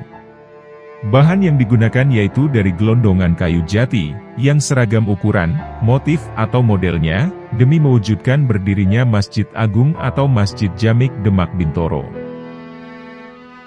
Diketahui, hari itu adalah hari Kamis, dan keesokannya harinya adalah hari Jumat. Maka, Masjid Jamik akan segera dipakai menunaikan sholat jamaah Jumat. Namun, Sunan Kalijaga belum menampakkan batang hidungnya. Pada sore hari, Sunan Kalijaga baru menampakkan dirinya. Melihat saka guru dari para koleganya sudah rampung, maka Sunan Kalijaga berpikir keras, bagaimana caranya agar ia dapat merampungkan tugasnya. Ia tetap optimis, dan dapat mengerjakan tugasnya dengan baik.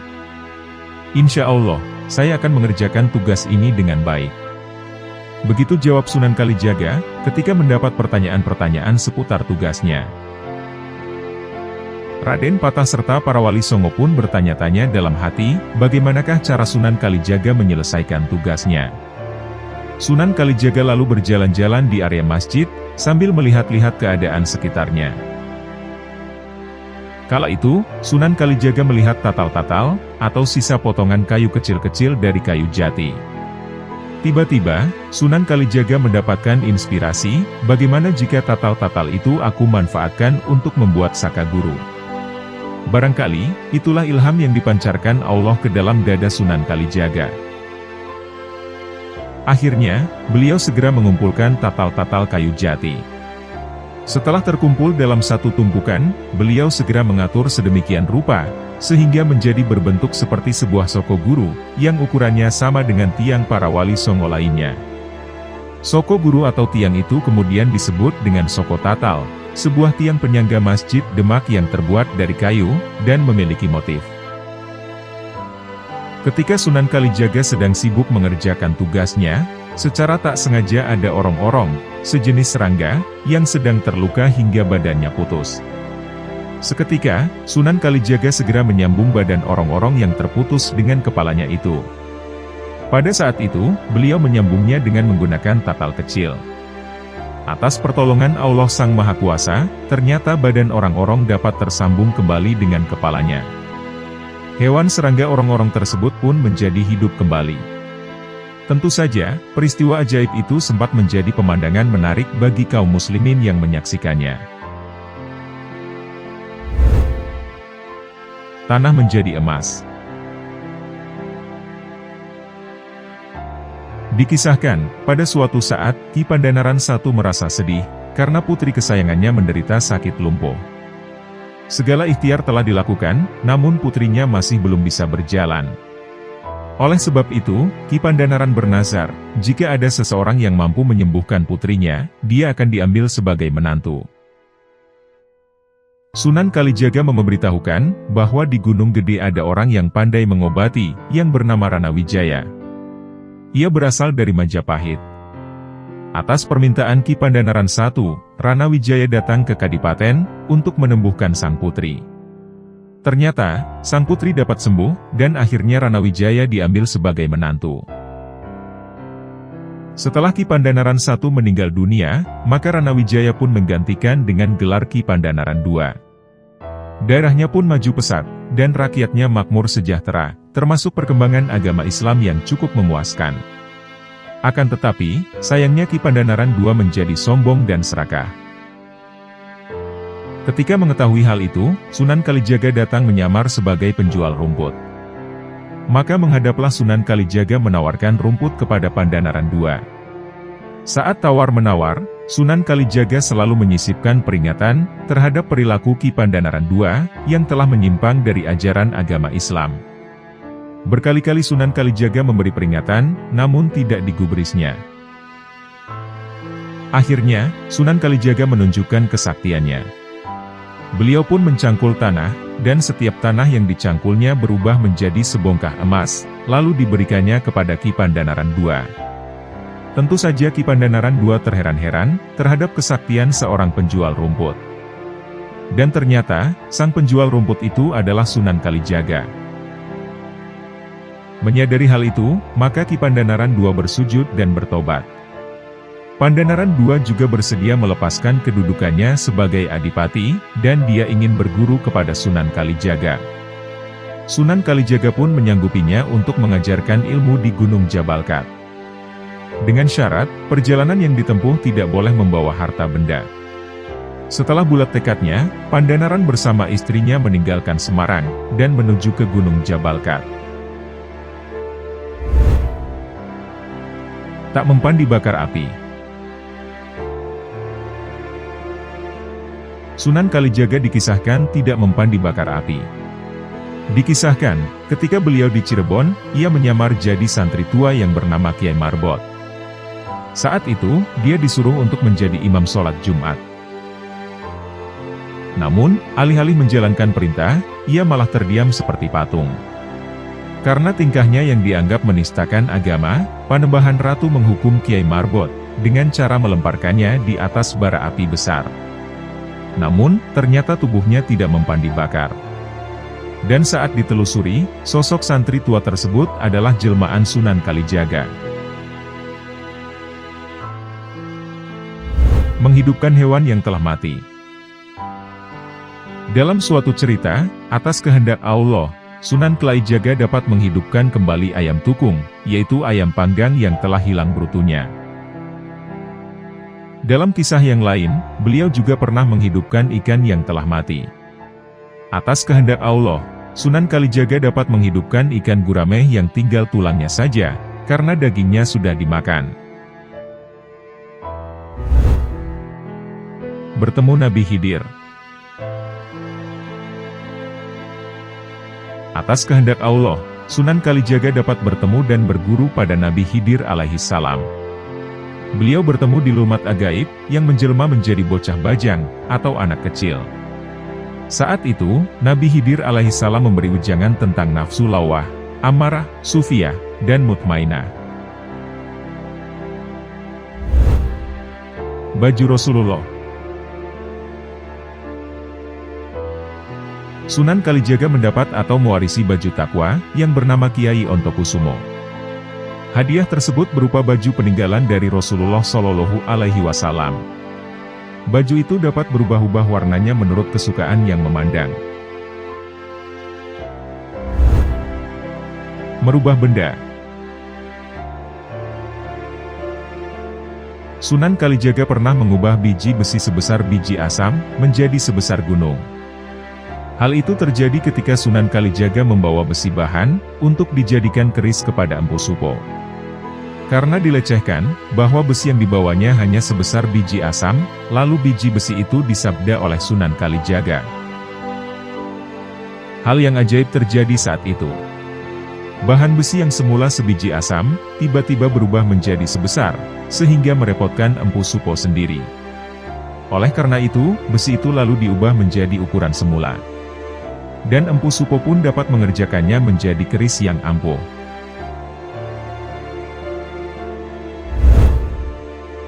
Sunan Muria. Sunan Muria adalah ulama yang termasuk dalam anggota Dewan Wali Songo. Nama lahirnya adalah Umar Said. Beliau adalah putra dari Sunan Kalijaga, dan Dewi Saroh binti Maulana Ishaq. Nama Sunan Muria sendiri diperkirakan berasal dari nama gunung, yakni Gunung Muria. Tempatnya terletak di sebelah utara kota Kudus, Jawa Tengah. Dan juga di daerah tersebutlah Sunan Muria dimakamkan. Sunan Muria lahir sekitar 1550 Masehi, dan wafat pada tahun 1560 Masehi. Sunan Muria menjalankan dakwah melalui pendekatan budaya. Dalam seni pewayangan misalnya, Sunan Muria diketahui suka menggelar sejumlah lakon carangan, pertunjukan wayang gubahan Sunan Kalijaga. Seperti Dewa Ruci, Dewa Serani, Jamus Kalimasada, Begawan Ciptaning, Semar Ambarang Jantur, dan sebagainya. Melalui media pertunjukan wayang, Sunan Muria memberikan penerangan-penerangan kepada masyarakat, tentang berbagai hal dalam kaitan dengan tauhid. Dengan pendekatan lewat pertunjukan wayang, tembang-tembang, serta praktik-praktik keagamaan lama yang sudah diislamkan, Sunan Muria berhasil mengembangkan dakwah Islam di daerah Jepara, Tayu, Juwana, bahkan di sekitar wilayah Kudus. Sebagai seorang waliullah, beliau dikaruniai Allah Subhanahu wa Ta'ala karomah atau kelebihan. Berikut ini adalah kisah karomah kewalian yang beliau miliki. Guyang Cekatak. Sunan Muria memiliki benda berupa pelana kuda, yang dapat digunakan untuk meminta hujan, pada saat terjadi kekeringan. Ritual meminta hujan ini merupakan tradisi dengan nama Guyang Cekatak, atau memandikan pelana kuda. Uniknya, memandikan pelana kuda ini berjalan dari komplek Masjid Muria, sampai mata air Sendang Rejoso. Pelana kuda ini dimandikan dengan air Sendang Rejoso, kemudian airnya dipercikkan ke warga. Dan kemudian dilanjutkan dengan doa, dan sholat istisqo untuk meminta hujan. Akhir dari tradisi ini ditutup dengan doa keselamatan dan syukuran, sambil makan bersama-sama dengan menu sayuran, gulai, opor, dan dawet. Air gentong yang mujarab. Sunan Muria memiliki air yang disimpan di dalam gentong, atau tempat air yang besar. Air yang sudah didoakan oleh beliau memiliki khasiat yang luar biasa. Atas izin Allah, air ini bisa menjadi obat jika diminumkan kepada orang yang sakit. Air gentong ini dipercaya masyarakat memiliki keberkahan untuk mengobati segala penyakit. Air gentong ini juga dapat meningkatkan kecerdasan bagi siapapun orang yang meminumnya. Karena itu, hingga saat ini, air gentong tersebut masih digunakan ketika peziarah datang. Maling Kopo. Sunan Muria juga berguru kepada Sunan Ngerang atau Ki Ageng Ngerang. Saat belajar di sana, beliau juga bersama dengan Sunan Kudus dan Adipati Petakwarak, serta kedua saudaranya, yakni Kopo dan Gentiri.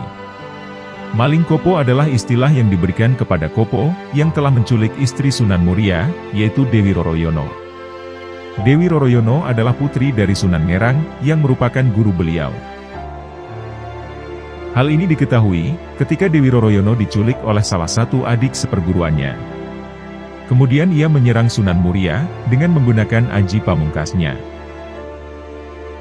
Dengan kuasa Allah, Sunan Muria mampu membalikan serangan itu dan malah berbalik menyerang adik seperguruannya tersebut. Sehingga menyebabkan Kopo meninggal dunia. Hal inilah yang dikatakan senjata makan tuan. Niat yang jelek akan berbalik memberikan dampak buruk bagi pelakunya. Dan istilah Maling Kopo hingga saat ini masih terkenal. Maling Kopo adalah istilah kepada seseorang laki-laki yang menculik seorang wanita untuk dijadikan istrinya.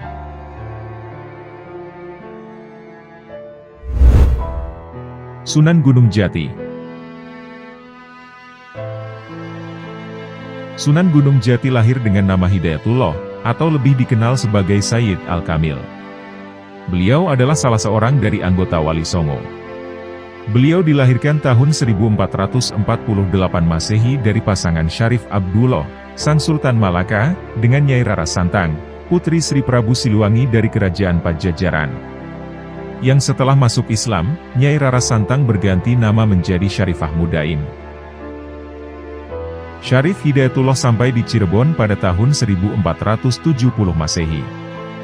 Dengan dukungan Kesultanan Demak dan Pangeran Walang Sungsang, beliau kemudian dinobatkan menjadi Tumenggung Cirebon kedua pada tahun 1479 Masehi, dengan gelar Maulana Jati. Sunan Gunung Jati menggunakan pendekatan sosial budaya untuk menjalankan dakwahnya. Hal itulah yang membuat ajaran Islam dapat dengan mudah diterima oleh masyarakat setempat. Dengan memperkuat kedudukan politik, sekaligus memperluas hubungannya dengan tokoh yang berpengaruh di daerah Cirebon, Demak, dan Banten, maka cara dakwahnya makin kuat. Beberapa hal yang dimanfaatkan beliau dengan kekuasaannya adalah untuk membangun sarana dan prasarana ibadah di seluruh wilayah kekuasaannya. Kemudian beliau juga membangun jalur transportasi, sebagai penunjang pelabuhan dan sungai, untuk memudahkan penyebaran agama Islam.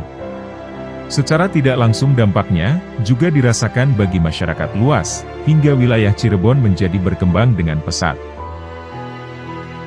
Diketahui, salah satu anak beliau menjadi pendiri Kesultanan Banten, yakni Pangeran Maulana Hasanuddin, Sang Sultan Banten pertama.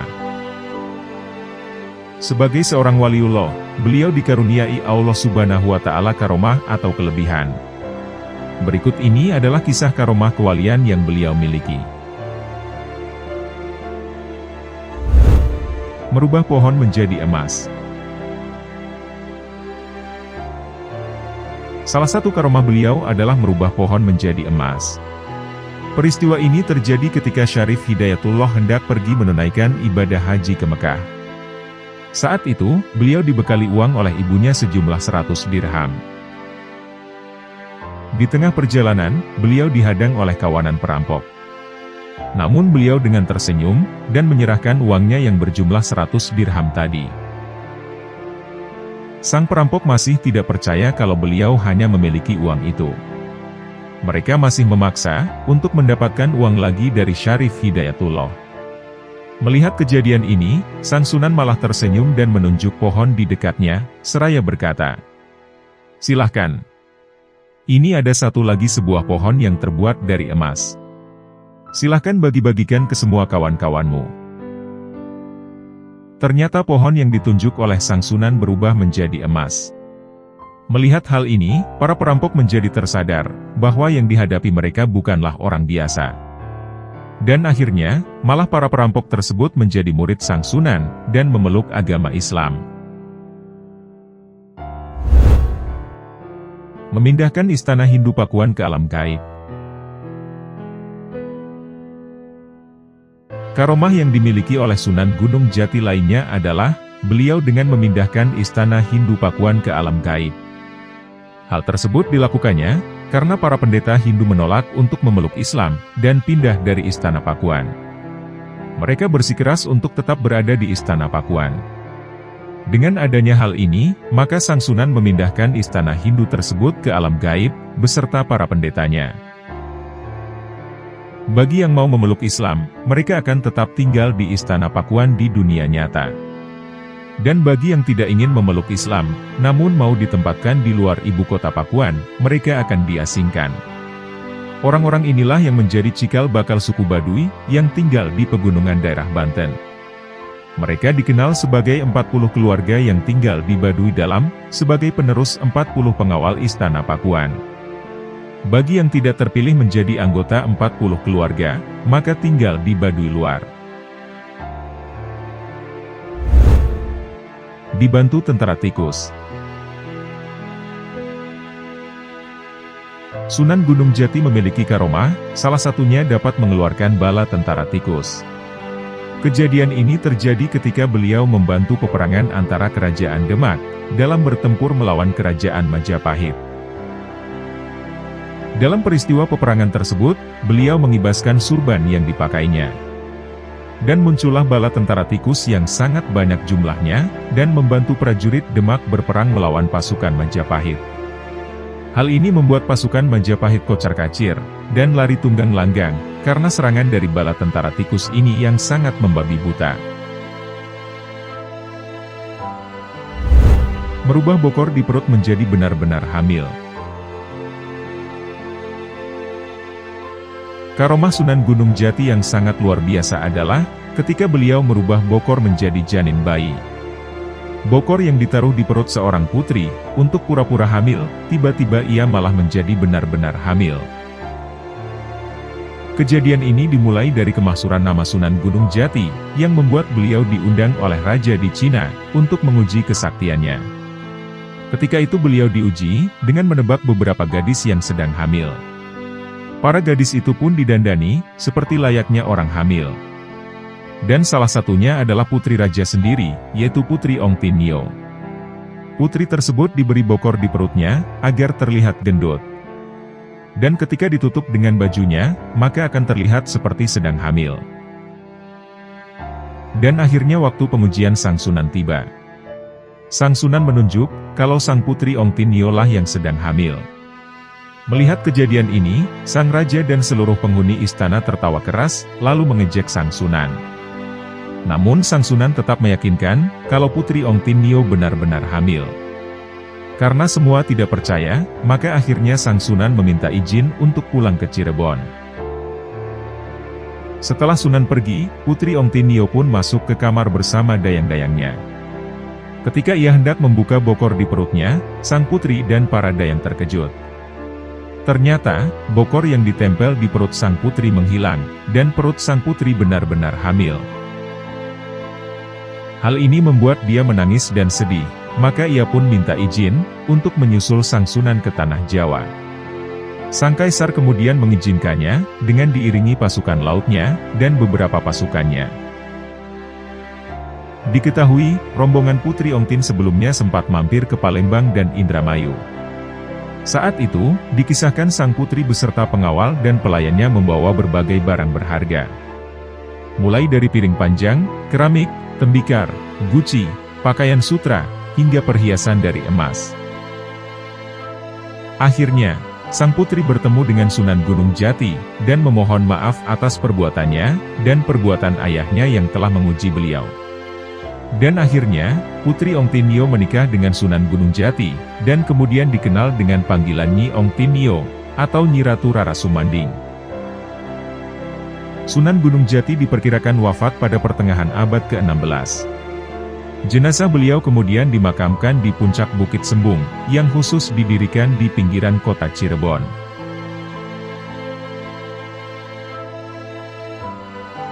Demikianlah pembahasan kami tentang ke-9 para wali penyebar Islam di Nusantara, atau yang dikenal sebagai Wali Songo. Semoga Allah Subhanahu wa Ta'ala mengumpulkan kita dengan para kekasihnya, di dunia maupun akhirat. Semoga kita dapat meneladani kepribadian akhlak para kekasih Allah, serta mengambil hikmah dari kisah-kisahnya. Dan semoga dengan apa yang telah kami sampaikan, dapat menambah ketakwaan kita kepada Allah Subhanahu wa Ta'ala. Wallahu a'lam bishawab. Terima kasih telah menonton. Jangan lupa klik tombol subscribe, like, komen, dan share, sebagai bentuk dukungan terhadap channel kami. Wassalamualaikum warahmatullahi wabarakatuh.